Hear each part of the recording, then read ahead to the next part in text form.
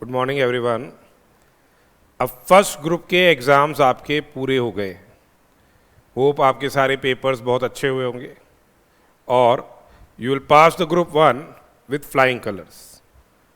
कुछ स्टूडेंट्स ऐसे भी हैं जो बोथ ग्रुप्स के लिए अपीयर हो रहे हैं, still their examination are going on, और we wish best of luck कि उनके जो भी बचे हुए पेपर्स हैं वो भी बहुत अच्छे हों and they become chartered accountants.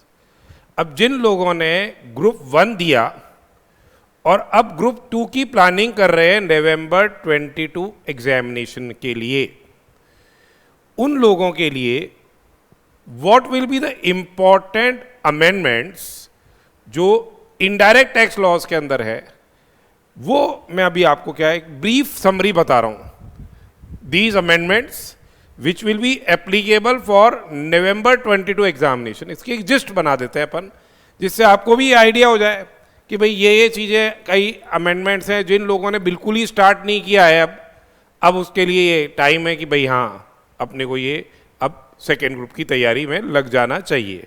Exam पूरे हो गए हैं, थोड़े दिन एंजॉय करके फिर अपने को सेकेंड ग्रुप की तैयारी में लगना है। तो उनके लिए, उन लोगों के लिए बेसिकली ये अपना ये डिस्कशन रहेगा। तो क्या क्या अमेंडमेंट्स इनडायरेक्ट टैक्स लॉज के अंदर हैं, सबसे पहले देखिए, मैं I will be jotting down the important amendments which will be applicable for November 22 examinations, or for those CS students also, those who are pursuing the examination in December 22, as well as for the CMA students who will be pursuing the examination in December 22. Course is fundamentally same of the GST and customs. तो अब देखिए, एक तो जो हमारे finance act 21 के जो amendments हैं, they are been made applicable from 1 January 22। तो ये क्या है, हमारे जो अमेंडमेंट्स हैं ये अप्लाई होंगे इसमें।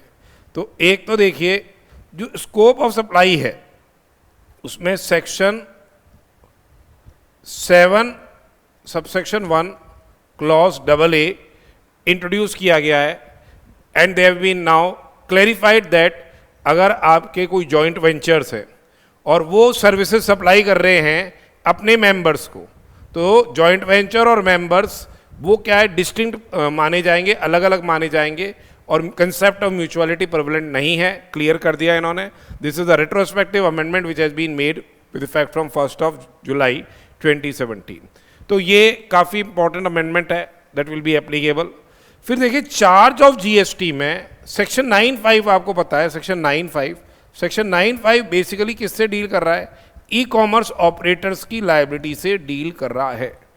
तो amendments have been made, services have been से इंट्रोड्यूस्ड। एक तो जो आपके फूड एग्रीगेटर्स हैं, जैसे स्विगी है, जोमेटो है, फूड एग्रीगेटर्स, वो food aggregators have been introduced. उसके अलावा आपके जो मोटर कैब, मैक्सी कैब वाली जो सर्विसेज है, उसमें मोटरसाइकिल भी आ गई है, ओमनी बस भी आ गई है। तो amendments have been made in section 9(5), उसको आपको अच्छी से क्या है, फोकस करना है। फिर कंपोजिशन लेवी के अंदर भी amendments have been made with effect from 1 April 22। They are what, certain manufacturers, उनको क्या है, इन्होंने इस कंपोजिशन की स्कीम से क्या है, बाहर कर दिया है। जैसे आपके जो ब्रिक के मैन्युफैक्चरर्स हैं, फ्लाई ऐश से बना रहे हैं, फ्लाई ऐश कंसंट्रेट है, फ्लाई ऐश ब्लॉक्स हैं, वो बना रहे हैं, वो जो मैन्युफैक्चरर्स हैं, they have been removed from this composition levy, they can not opt for the composition levy. अब जहां exemptions from goods and services tax की बात आती है, तो डेफिनेटली इस चैप्टर के अंदर अमेंडमेंट्स आते ही आते हैं। Amendments have been made in entry 3A of notification number 12/2017।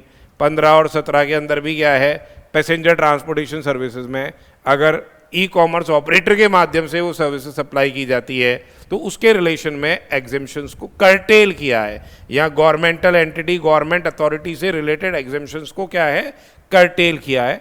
तो ये ध्यान में रखने वाली बात है।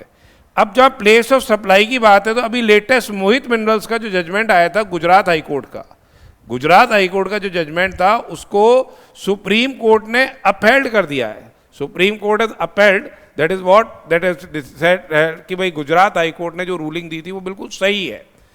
इसी हिसाब से यहाँ जो केस लॉस की अगर हम बात करें तो एक और रूलिंग आई है सुप्रीम कोर्ट की, जिसने बहुत ही इंपॉर्टेंट जजमेंट दिया है कि जो जीएसटी काउंसिल का रोल है वो सिर्फ एडवाइजरी इन नेचर है। ये जरूरी नहीं कि स्टेट गवर्नमेंट्स उन काउंसिल की रिकमेंडेशंस को माने। अब देखते हैं आगे क्या फर्दर इसकी बहुत बड़ी इंप्लीकेशन होने वाली है, क्योंकि ये तो फंडामेंटल्स पे ही आ गया जीएसटी के। क्योंकि जीएसटी में अपन ने क्या बोला था कि सब जगह यूनिफॉर्मिटी रहेगी, तो अब स्टेट गवर्नमेंट चाहे तो अपनी नोटिफिकेशन अगर वो जारी कर देती है तो फिर जीएसटी का कोई औचित्य ही नहीं रह जाता। Let's see what the government does, because this supreme court judgement will have a major impact on the structure of GST itself. So they have clarified, Supreme Court has given a ruling that GST council role is advisory in nature and it is up to the governments whether they say whatever recommendations has been made by the GST council वो उसको apply करे या नहीं करे। तो देखिए place of supply में मोहित minerals का जो केस है that's a very very important, supreme court की रूलिंग ऑलरेडी आ चुकी है, तो that may also be applicable. फिर देखिए इंपोर्ट एंड एक्सपोर्ट में भी आपके जो जीरो रेटेड सप्लाई है, जीरो रेटेड सप्लाई है, उसकी डेफिनेशन को अमेंड किया है, उसके स्कोप को सर्टेन स्पेसिफाइड मैन्युफैक्चरर जो हैं, ठीक है, वो ही क्या है नोटिफाइड गुड्स के, या तो नोटिफाइड गुड्स के जो सप्लायर्स हैं, नोटिफाइड गुड्स के जो सप्लायर्स हैं या नोटिफाइड पर्सन्स हैं, वही क्या है अगर एक्सपोर्ट करते हैं on payment of IGST and then subsequent refund, वो लोग ही क्या है एक्सपोर्ट कर सकते हैं on payment of IGST and subsequently claim the refund. Otherwise आपका जो एक्सपोर्ट लगेगा वो अंडर बॉन्ड और एलयूटी लगेगा without payment of the IGST. Time of supply, value of supply के अंदर तो फंडामेंटल्स, ऐसे फंडामेंटल कोई बड़े चेंजेस नहीं है। अब जहाँ तक आईटीसी की बात है, major amendment has been made in section 16(2)(a) जो फाइनेंस एक्ट से आ गया है 21 से, वो इम्प्लीमेंट कर दिया है। उसके अलावा 36(4) के अंदर जो प्रोविजनल बेसिस पे आपको 5% आईटीसी मिलता था, अब कुछ नहीं है। 2B के अंदर जो इनपुट टैक्स क्रेडिट का ऑटो ड्राफ्ट स्टेटमेंट है उसी के अनुसार आपको आईटीसी क्या है मिलेगा। जो 5% प्रोविजनल बेसिस वाली बात थी उसके उसमें क्या है फंडामेंटली अब चेंज कर दिया गया है विद इफेक्ट फ्रॉम 1 जनवरी 2022। फिर रजिस्ट्रेशन की बात आती है, तो रजिस्ट्रेशन में सर्टेन मैन्युफैक्चरर्स, इनको क्या है थ्रेशोल्ड लिमिट, इनकी जो कंपोजिशन में जो हमने पढ़ा था थ्रेशोल्ड लिमिट 40 लाख से रिड्यूस करके इन बेचारों के लिए क्या है वापस से 20 लाख कर दिए, जो आपके जो ब्रिक के मैन्युफैक्चरर्स हैं उनके रिलेशन में। उसके अलावा कुछ आधार बेस्ड ऑथेंटिकेशन के रूल 10B भी क्या है अलग से क्या है इंट्रोड्यूस किया है, और उसकी जगह जगह इम्प्लीकेशन आई है। रिफंड के अंदर भी 89 में भी 96 के अंदर भी उसकी इम्प्लीकेशन आई है। जहाँ तक ई इनवॉइसिंग की लिमिट है, ई इनवॉइसिंग की limit as you are aware 50 crore से उसको रिड्यूस करके नेक्स्ट चैप्टर में उसको क्या कर दी है 20 करोड़ कर दी, विच इज एप्लीकेबल फ्रॉम 1 अप्रैल 2022। तो ये अमेंडमेंट भी आया हुआ है, ठीक है। फिर छोटे मोटे अमेंडमेंट्स रिटर्न्स से रिलेटेड प्रोविजंस में हैं। रिफंड्स के अंदर भी काफ़ी सर्कुलर इशू किए गए हैं, ये सर्कुलर इशू किए गए हैं। अगर टीडीएस और टीसीएस के रिलेशन में रिफंड है तो जैसे आपके ई कैश लेजर के रिफंड देते हैं वैसे ही क्या है इसका रिफंड क्या होएगा मिलेगा। डीम्ड एक्सपोर्ट्स के रिलेशन में भी इन्होंने कुछ क्लैरिफिकेशंस दिए हैं रिफंड रिलेटेड इश्यूज। तो रिफंड रिलेटेड इश्यूज में सर्कुलर्स हैव बीन इंट्रोड्यूस्ड, उनको आपको क्या है अच्छी से एग्जाम के अंदर करके जाना है। फिर देखिए जो डिमांड्स एंड रिकवरी चैप्टर है, इसमें भी major amendments have been made. कुछ रूल्स के अंदर सब्सटेंशियल चेंजेस हैं। उसके अलावा आपके सेक्शन 74 के अंदर इन्होंने क्या है अमेंडमेंट कैरी आउट की है सेक्शन 74 में। फिर सेक्शन 75(12) के अंदर भी they have inserted further an explanation.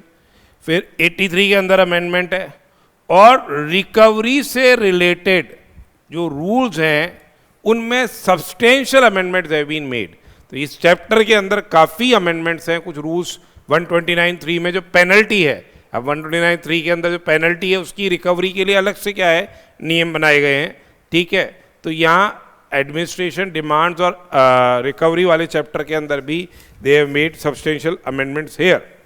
उसके अलावा देखिए जहाँ तक हम बात करें अपील्स एंड रिविजन्स की, उसमें देखिए प्री डिपॉजिट के बारे में थोड़ा सा फर्दर अमेंडमेंट कैरी आउट किया गया है 1076 के अंदर, जहाँ पे 129 के अंदर अपने को अपील में जाना है। 129 ऑर्डर के अगेंस्ट में जो पेनल्टी लगाई गई है, उस ऑर्डर के अगेंस्ट में अगर आपको अपील में जाना है तो वहाँ पे 25% of pre deposit, 25% of pre deposit आपको करना पड़ेगा। जो पेनल्टी का अमाउंट है 25% ऑफ दी पेनल्टी अमाउंट, उसको क्या है एक तरह से आपको प्री डिपॉजिट करना है। That is an amendment which have been made in appeals and revision chapter.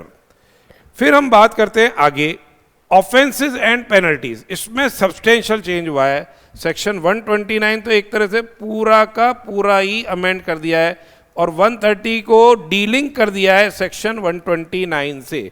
इसी के लिए रिकवरी की में भी आपके आए रिकवरी प्रोसीडिंग्स में 129 के रिलेशन में अमेंडमेंट्स है। प्री डिपॉजिट के अंदर भी अमेंडमेंट आ गया इसी से रिलेटेड, तो ये काफ़ी इंपॉर्टेंट बन जाता है सेक्शन 129। 100% इसमें एग्जाम में क्वेश्चन आने के चांसेस रहेंगे, उसके अच्छे से आपको करके जाना है एग्जाम के पॉइंट ऑफ व्यू से। फिर यहाँ पे देखें, अगर job work and other miscellaneous provisions में देखें तो मेजर अमेंडमेंट जो एंटी प्रॉफिटियरिंग अथॉरिटी का टेन्योर है उसको इन्होंने बढ़ा दिया है। उसको पहले 4 साल था, उसके अब क्या है 5 साल कर दिया ये एंटी प्रॉफिटियरिंग अथॉरिटी का टेन्योर। तो ये तो चलता है, ये वाले अमेंडमेंट्स भी कैरी आउट किए गए। तो जीएसटी पोर्शन अगर ऐसा कोई बोलता है आपको कुछ नहीं हुआ, ऐसा नहीं है। और ये छोटे छोटे इन डेप्थ आपको स्टडी करनी पड़ेगी, तब आपके जाके क्या है ये अमेंडमेंट्स क्या होंगे, पूरे होंगे। सर्कुलर्स भी जो जारी किए गए हैं, दो circulars are very very important. जहाँ तक कस्टम पोर्शन की बात है तो फाइनेंस एक्ट 21 के अमेंडमेंट्स हम ऑलरेडी क्या कवर कर चुके हैं कस्टम्स के अंदर। अब यहाँ पे वापस से एक सब्सटेंशियल चेंज आया है, जिसका भी अपन अलग से मैं बता भी दूंगा आपको। कस्टम्स जो इम्पोर्ट ऑफ गुड्स है of concessional rate of duty rules जो 2017 है, उसके अंदर प्रोसीजरल रिलैक्सेशंस काफ़ी किए गए। इलेक्ट्रॉनिकली अब आपको वन टाइम एप्लीकेशन सबमिट करनी है अगर आपको इंपोर्ट करना है goods at a concessional rate of duty, तो उसमें इलेक्ट्रॉनिकली सब्सटेंशियली अमेंडमेंट्स अपने को किए हैं। सब चीज़ यहाँ पे अब डिपार्टमेंट वालों के साथ वैसे नहीं जाके आपको कॉमन पोर्टल जो कस्टम्स कॉमन पोर्टल उसी पे ही सारी एप्लीकेशन देनी है और अप्रूवल्स भी वहीं से मिलेंगे। तो substantial changes have been made there.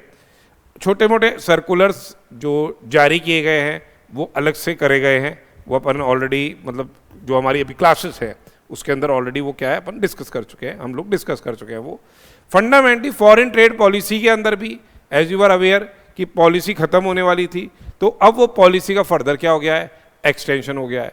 और ये 30/6/2022 है, तब तक की बात करिए। अब देखते हैं आगे कब तक जाता है ये। फॉरेन ट्रेड पॉलिसी के अंदर बेसिकली जो पॉलिसी है उसको तो एक्सटेंड कर दिया, 30/9/22 तक कर दिया है। साथ साथ अपने जो ईपीसीजी स्कीम्स आईजीएसटी एग्जेम्प्ट किया हुआ है, ईओयूज़ के अंदर आईजीएसटी को एग्जेम्प्ट किया हुआ है, या जो अपने advance authorisation and duty free import authorisation की बात करें जहां आईजीएसटी को क्या किया हुआ है, एग्जेम्प्ट किया हुआ है, तो ये एग्जेम्पशन आपके 30 जून तक आगे बढ़ाया गया है। देखो आगे फिर फर्दर बढ़ेगा, इसके लिए कह रहा था मैं। तो फंडामेंटली आपके ये कुछ मेजर अमेंडमेंट्स अभी हम लोगों ने डिस्कस किए हैं। ये मेजर अमेंडमेंट्स हम लोगों ने क्या है डिस्कस किए हैं। जीएसटी के अंदर भी फाइनेंस एक्ट 21 के सारे अमेंडमेंट्स अब आपके लिए एप्लीकेबल हो जाएंगे, क्योंकि वो 1 जनवरी 2022 से क्या है प्रभावी हो चुके हैं। उसके अलावा जो नोटिफिकेशंस हैं और जो सर्कुलर्स हैं दे आर एप्लीकेबल नाउ 30 अप्रैल 2022 तक के सारे अमेंडमेंट्स। तो ये टोटल हमारी नई क्लास अपनी क्या है, ये रिकॉर्ड हो चुकी है। Total new class has been से रिकॉर्डेड। इसकी पूरी अपनी क्या है प्रॉपर रिकॉर्डिंग अपन ने कर ली है, सारी की सारी जो नई क्लास है हमारी। और ये आपको क्या है, चाहे वो रेगुलर कोर्स हो, चाहे वो फास्ट ट्रैक कोर्स हो, चाहे वो हिंदी में हो, हिंदी इंग्लिश जो इंग्लिश है उसमें भी मिक्स्ड लैंग्वेज में अपने एप्लीकेबल है, ये अवेलेबल मिल जाएगी आपको। उसके अलावा जो आपके इंग्लिश के अंदर भी टोटल जो इंग्लिश लैंग्वेज है उसमें भी ये क्या है आपको वीडियो लेक्चर्स आर अवेलेबल। अब ये वीडियो लेक्चर्स जो हमने दिए हैं ये आप अपने मोबाइल पे भी चल सकते हो। ऐप अपना है bangarsedu.com करके गूगल प्ले स्टोर से आप ऐप डाउनलोड कर सकते हो। उसके अलावा जो जिनके पास एप्पल फ़ोन है उनके जो एप्पल स्टोर है उसमें माई इंस्टीट्यूट करके आ रहा है ऐप, वो डाउनलोड कर लीजिए, ऑर्गेनाइजेशन कोड आप ले लीजिएगा।